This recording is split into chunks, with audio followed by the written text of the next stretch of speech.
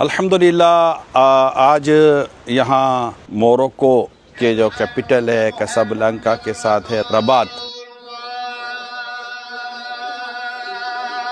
तो यहीं पर हमारी पाकिस्तान एम्बेसी है और पाकिस्तान एम्बेसी ने बड़ा वार्म वेलकम किया। सल्लल्लाहु अलैहि वसल्लम सल्लल्लाहु।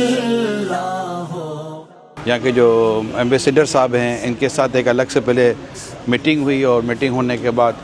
फिर यहाँ नेकी की दावत का सिलसिला हुआ। अल्हम्दुलिल्लाह कुछ बयान करने का मौका मिला। आपको कोई भी ऐसी खुशी मिलती है या आपको लगता है कि मेरी परेशानी दूर हो गई, मैं आजमाइश में था, मेरी आजमाइश ख़त्म हो गई और मेरा एक काम हो गया, या मुझे अल्लाह ने इस मामले में बड़ी आफ़ियत दे दी, या बेटा खैरियत से पहुंच गया, कोई खैरियत की इत्तला आ गई, ये सब चीज़ें आपको राहत पहुंचाती हैं ना, एक घबराहट ख़त्म करती हैं, राइट। जैसे इस तरह की कोई आपको न्यूज़ मिलती है, आप एक ही काम करें, सद्दा शुक्र अदा कर लें। तो यहाँ का स्टाफ है उसने भी शिरकत की, एम्बेसडर साहब ने भी शिरकत की, और भी मोहब्बत करने वाले लोग जमा हो गए थे और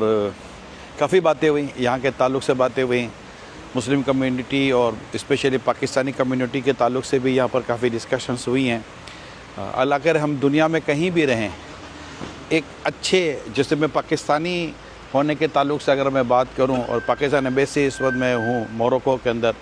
तो हमें अपने किरदार को बिल्कुल समझना, क्योंकि लोग यहाँ हमें एज ए नेशन पहचानते हैं कि ये पाकिस्तानी है,